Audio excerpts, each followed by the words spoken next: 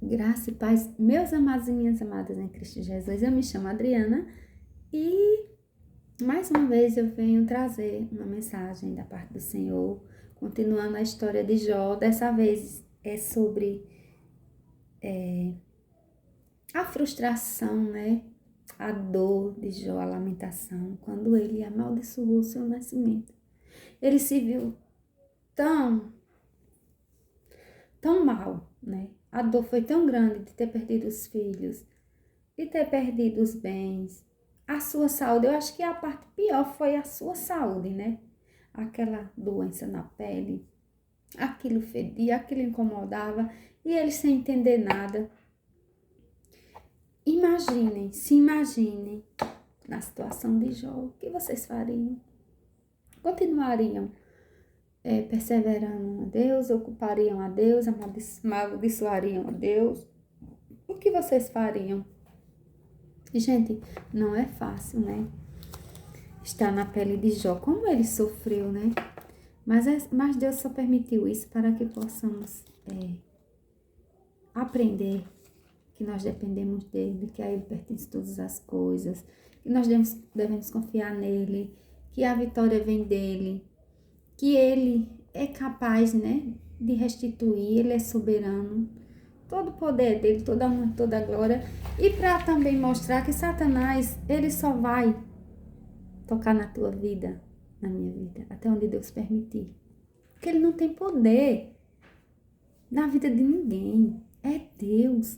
Aqui mostra que foi Deus. Eu vou gravar outro vídeo, né, falando da restituição de Jó. E vocês vão ver lá no primeiro vídeo, eu falando de como foi que Deus permitiu. No primeiro vídeo, eu falo como Deus permitiu que Jó fosse acometido disso tudo. O porquê, né? Então, diz assim, Jó. No capítulo 3 de Jó, Jó fala assim. Pereça o dia em que nasci, e a noite em que disse, foi concebido um homem. Converta-te aquele dia em trevas, e Deus lá de cima não tenha cuidado dele, nem resplandeça sobre ele a luz. Olha, tá vendo? Ele amaldiçoou o dia que ele morreu, né? Eu já fiz isso, não vou mentir. Quando eu me separei, eu me vi tão perdida. O meu chão caiu. Foi uma dor tão grande, pior que da morte, eu achei. É uma dor que você não sabe explicar. Tapa a garganta. Você acha que vai morrer, você não encontra saída, você não vê chão. Porque você amar uma pessoa, você dedicar metade da sua vida, você construir uma família, você crer naquela pessoa e você ser trocada. Gente, é muito humilhante. Você ser trocada por outra pessoa. Outra pessoa que chegou depois de você só porque tinha condições. É muito humilhante. Até hoje ele não admite, mas eu fui trocada porque a outra pessoa ganha bem e eu não tenho condições financeiras. Eu tenho para me manter, porque é interessante, né? Eu tô viva, eu tô pagando minhas contas, eu tô trabalhando, eu tô dando um duro e eu tô sobrevivendo até hoje. Mas ele queria mais, ele queria uma mulher que sustentasse a casa como ela sustenta, para que o dele rendesse. Ele queria status, ele queria isso. Então ele nunca me amou, ele nunca me quis como esposa. Eu não sei o que eu fui para ele. Tem hora que isso me revolta. Mas como eu sou a favor do casamento, eu sou a favor da restauração, eu creio que Deus pode mudar pessoas. E se a pessoa se permitir também, né? Que Deus não vai mudar a pulso, porque tem um livre arbítrio, tem o querer, né? Mas deixa para lá, né?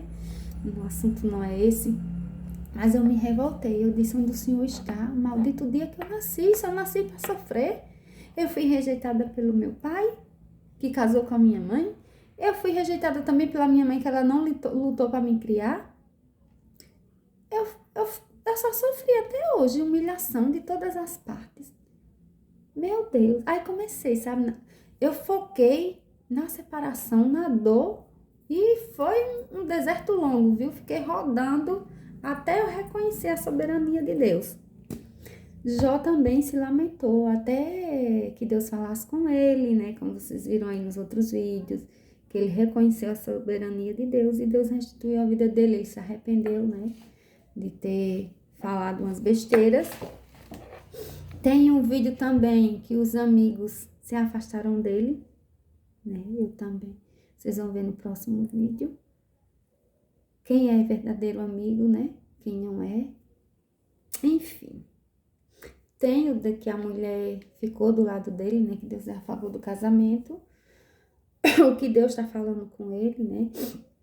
Enfim. São vários vídeos, né? Várias histórias que você pode se apoiar e impulsionam a gente, né? A continuar com fé, a servir a Deus, que é importante e que vale a pena continuar firme, vale a pena ter fé, vale muito a pena.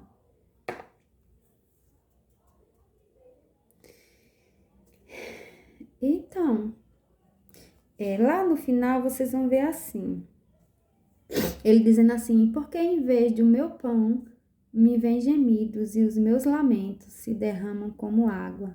Aquilo que temo me sobrevém e o que receio me acontece. Não tenho descanso, nem sossego, nem repouso e já me vem grande perturbação. Também outra coisa, a gente tem que ter cuidado. A gente tem que parar, meu amado, minha amada, de reclamar. O que a gente tem tanto medo acontece, sabia? O que a gente tanto foca, a lei da atração, sabe? Você só pensa em desgraça, você só pensa nisso, você só pensa naquilo, você só pensa negativo, você já acorda reclamando, dorme reclamando, você tá no trabalho reclamando, tudo não presta pra você, você vai atrair isso. A gente tem que atrair coisa boa, tem que pensar positivo, porque o próprio Jó disse aqui, ó, aquilo que eu mais temia acontece. Então, isso significa que Jó tinha medo que isso acontecesse, né? Jó tinha medo que isso acontecesse. Tanto é que ele pagava propósito pelos filhos. Ele tinha para os filhos não pecar, e se pecasse, ele já pagava os propósitos, ele já retribuía a Deus pelos próprios filhos, né? Ele fala aqui também, né, dos amigos. Enfim, leiam o capítulo todo, 3, e vocês vão ver como Jó se lamenta, como Jó... ele queria morrer, ele não queria passar por aquilo, porque ele não entende porque ele está passando por aquilo, né? Mas é assim, né? Tudo na vida tem um propósito, né? A gente aprende na dor, né? Às vezes é necessário passar por uma situação dessas, pela dor. Jó não precisava, porque ele não pecou, mas Deus quis deixar isso na Bíblia escrito para mostrar que ele é soberano, que Satanás não tem poder nas nossas vidas e que é importante ter fé e confiar em Deus, né? O valor da família, o valor de que bens não é tudo, né? E que ele pode dar em dobro, né? O que você perdeu. Que não tem que focar na dor, você tem que focar nele. É o que aprendemos com o sofrimento de Jó. Eu passei um tempo da minha vida que eu sofri tanto, eu fui cometida de tantos problemas de saúde, porque era tudo aqui na minha mente, e teve também magias, coisas que fizeram pra mim, que eu pensei que eu ia morrer. Eu comecei muito a ler Jó e me ajudou muito, né? Deus me curou de síndrome de pânico, Deus me curou de depressão, de estômago. Depois eu fui mãe, aí a cura veio completa. E eu era bem magrinha e hoje eu nunca perdi os quilos que eu ganhei. E antes de engravidar, eu fiz assim um propósito com Deus, que eu tinha perdido 20 quilos por causa da ansiedade. Eu não comia tudo que eu comia. Eu vomitava, era ânsia de vômito direto, eu já estava fraquinha. Eu comia um biscoito, parecia que eu tinha comido um pacote.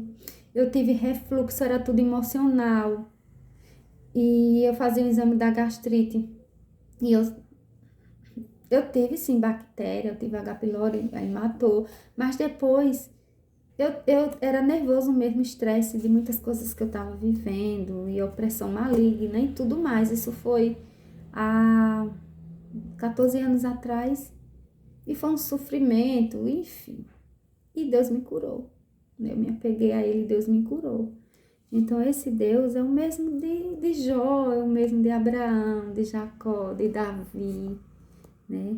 É o Deus que deu seu Filho amado, único por nós, para nos salvar. É o Deus que sabe o destino da minha vida, da tua vida, que escreve a nossa história. E que a gente insiste, às vezes, em caminhar num caminho, mas não é aquele que Ele quer para nossas vidas. Enfim, mas o que Ele tem para nossas vidas vai ser, você pode até se desviar, mas Ele vai te puxar e você vai caminhar o caminho certo. Porque assim, Deus não quer nada forçado, mas Deus te ama tanto, que Ele não vai permitir que tu se perca, né? Satanás não, Satanás Deus deixou, ó, ele livre. Ele é o que ele é, Deus não se importa, para ele não tem mais jeito. Mas, mas nós, Deus tem um carinho especial.